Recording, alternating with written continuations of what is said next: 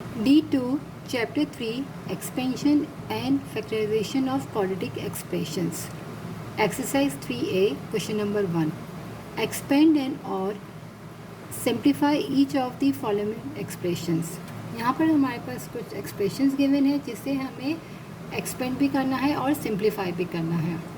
तो जहाँ हमारे पास ब्रैकेट्स होंगे उसको हम मल्टीप्लाई करके पहले ओपन कर लेंगे और फिर हम उसको सिंप्लीफाई करेंगे. तो पार्ट ए में जो हमारे पास एक्सप्रेशन गिवन है, यहाँ पर हमारे पास 6x² है और यहाँ पर 9x² है. तो हम क्या करेंगे, x² वाली टर्म को साथ में अरेंज कर लेंगे और कांस्टेंट टर्म को एक साथ. तो हम सबसे पहले क्या करते हैं, अरेंज कर लेते हैं. 6x² plus 9x² plus 19 minus 8. अब ये भी x² वाला है, ये भी x² वाला है, तो यहाँ आपस में क्या होगा, प्लस प्लस प्लस हो जाएगा. 6 और 9 को हम ऐड कर ले तो बनेगा 15x² प्लस, अब हम 19 में से 8 को अगर माइनस कर ले तो हमारे पास आ जाएगा 11 आंसर.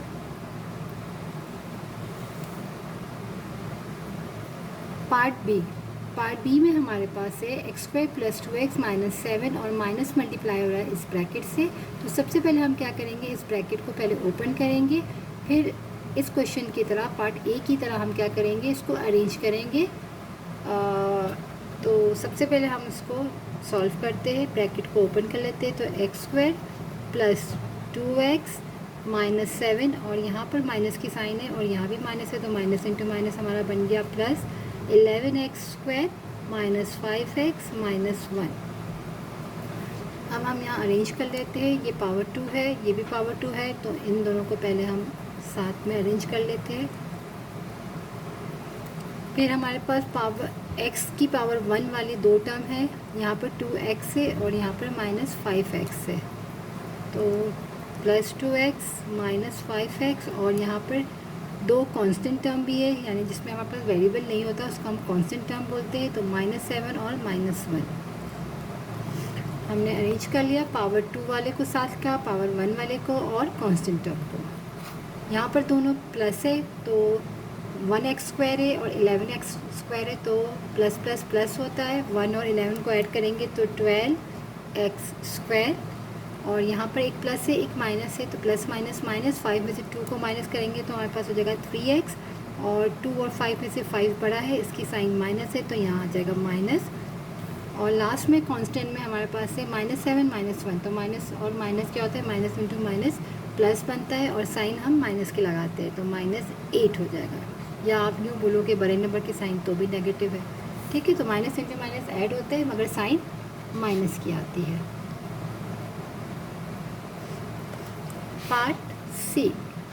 पार्ट सी में भी पहले हम क्या करेंगे, इसको एक्सपेंड करेंगे, फिर हम इसको सिंप्लीफाई करेंगे.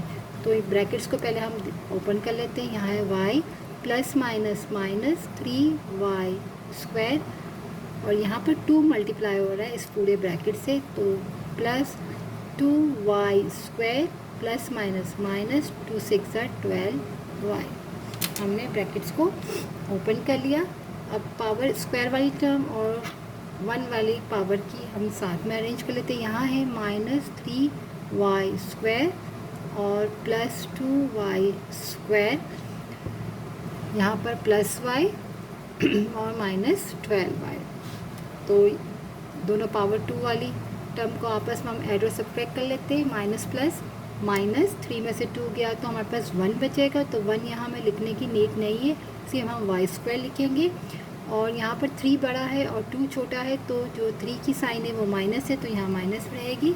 और यहाँ प्लस माइनस माइनस 1y और माइनस 12y, तो प्लस माइनस माइनस हो जाएगा. 12 में से 1 गया तो हमारा आ जाएगा 11y और बड़ा नंबर 12 है, तो यहाँ इसकी साइन माइनस है, तो यहाँ भी माइनस आएगा.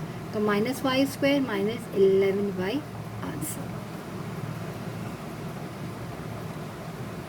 पार्ट डी को भी पहले हम क्या करेंगे, पहले ब्रैकेट को हम मल्टीप्लाई करके ओपन कर लें, एक्सपेंड कर लें इसको. 5x² माइनस एक्स, और यहाँ पर ब्रैकेट से पहले कोई नंबर नहीं है, इसका मतलब 1 है, और साइन जो है माइनस है, तो ये माइनस जो है इन दोनों से मल्टीप्लाई होगा, तो माइनस प्लस माइनस हो जाएगा, और minus into minus plus 10x, क्योंकि जब भी बाहर माइनस की साइन होगी, जब ओपन होगा तो साइनें अंदर वाली सब चेंज हो जाएगी।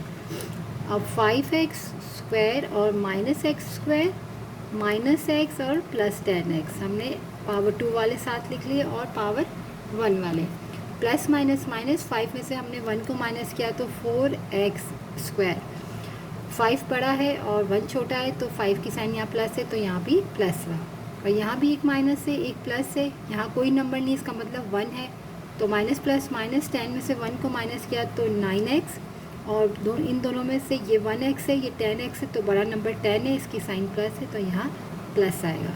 ये हो गया हमारा आंसर। पार्ट ई,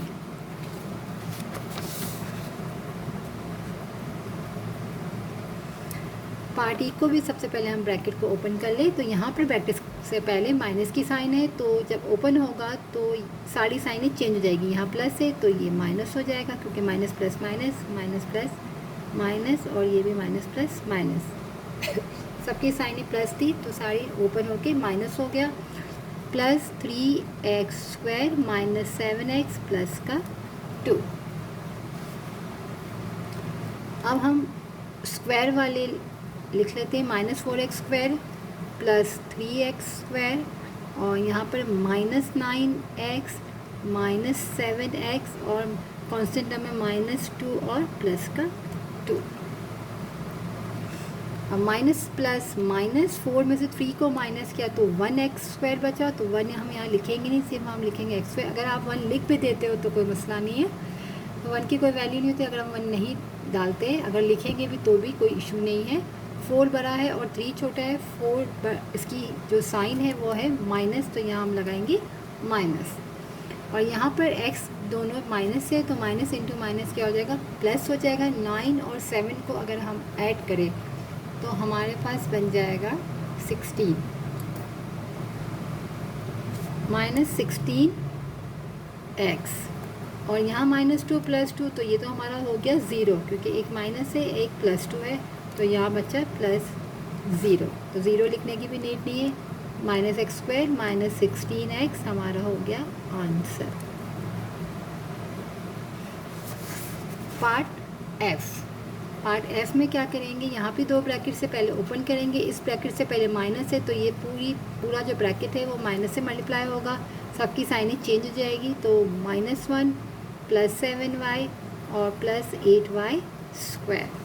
यहाँ पर साइन तो प्लस है तो सबकी साइनें सेम रहेगी ओपन से, मगर 2 मल्टीप्लाई हो रहा है तो सबसे हम 2 को मल्टीप्लाई कर लेते हैं, plus 2y square minus 2 3 6y 2 1 2।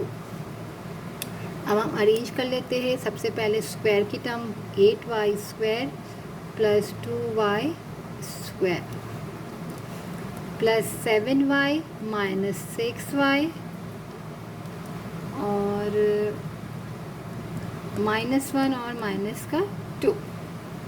तो यहाँ पर दोनों साइनें प्लस है, प्लस प्लस प्लस 8 और 2 हो जाएंगे हमारे पास 10y स्क्वायर, और प्लस माइनस माइनस 7 में से 6 गया तो 1y, तो 1 हम नहीं लिखेंगे, हम लिखेंगे y, और 7 बड़ा है तो इसकी साइन है प्लस, और माइनस इंटू माइनस बनता है प्लस, और साइन रहेगी माइनस की, तो कितना हो जाएगा -3 आंसर।